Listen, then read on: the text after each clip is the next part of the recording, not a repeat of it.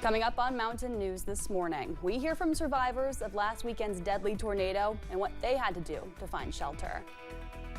And multiple churches are working on recovery efforts as they do what they can to find communion in devastation.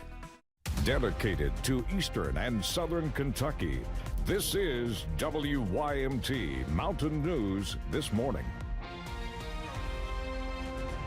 Good morning and a happy Thursday to you, Mountain family.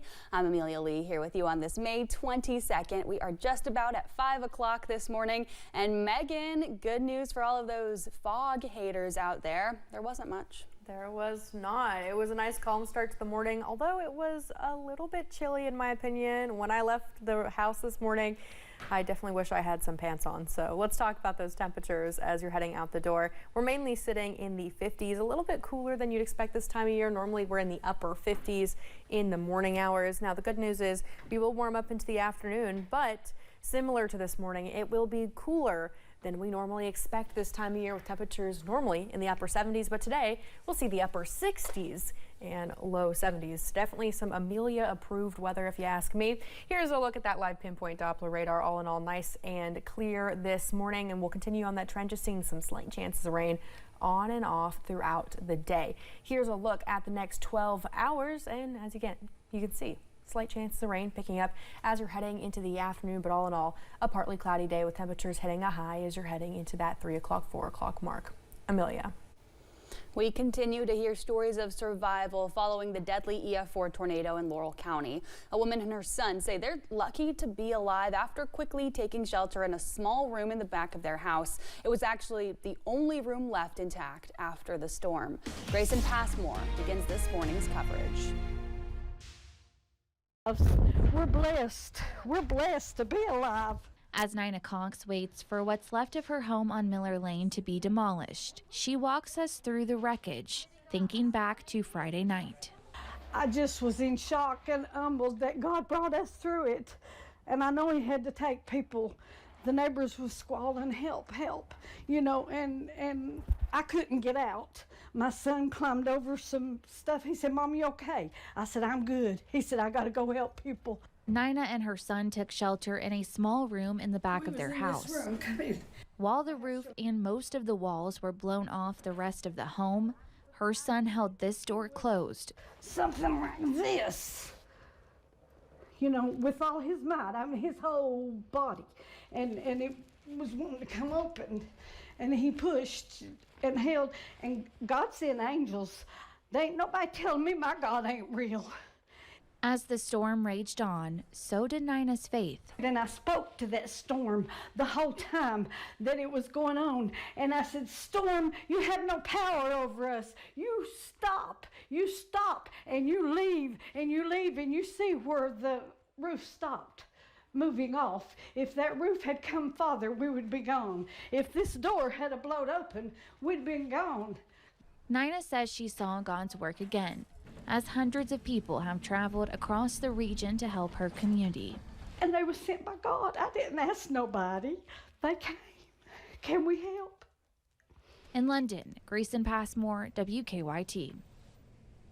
After the storm passed Friday night, neighbors found a husband and wife holding each other in their home despite both losing a limb. The tornado ripped apart Paul and Gail Klein's home. Family members credit a neighbor for saving Gail's life. She's still on life support, and we are told that Paul is doing okay.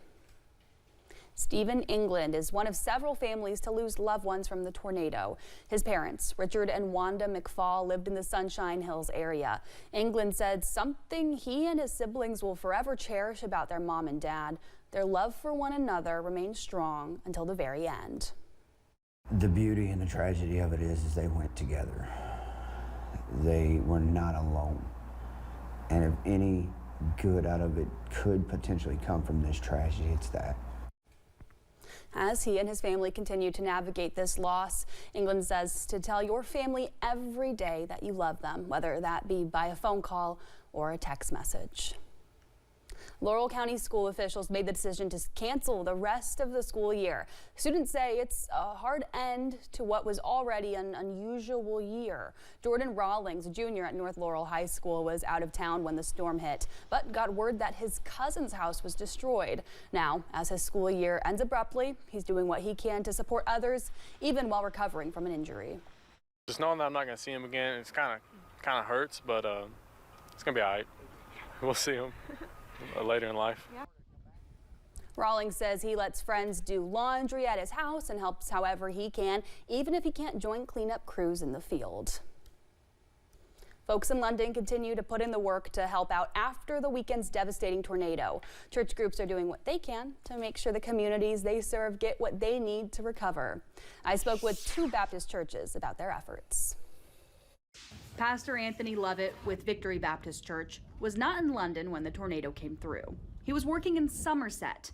As soon as the storm system left the area, he went back to London to survey the damage. It was overwhelming what to do, how to fix, how to help.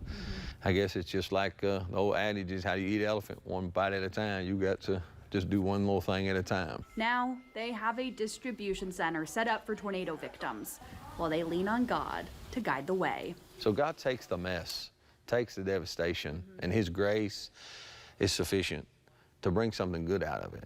Corbin's Emmanuel Baptist Church handing out food and water to volunteers and victims. That's one good thing about this community is when tragedy happens, they come together, and it's evident to see that today.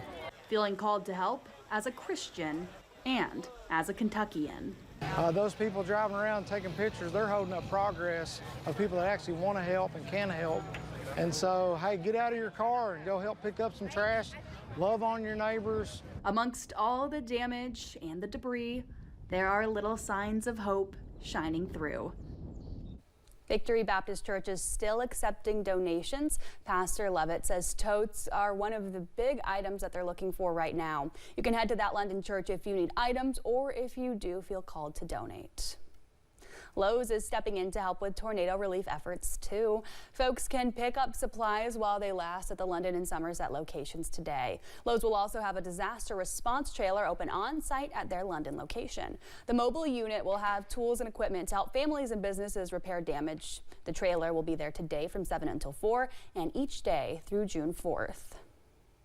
WYMT is partnering with the Upper Cumberland Community Foundation for Appalachian Rising Above tornado relief efforts. The Upper Cumberland Foundation is an affiliate of the Foundation for Appalachian Kentucky. If you want to donate to those impacted by the recent tornado, we have more details about this on our website, WYMT.com.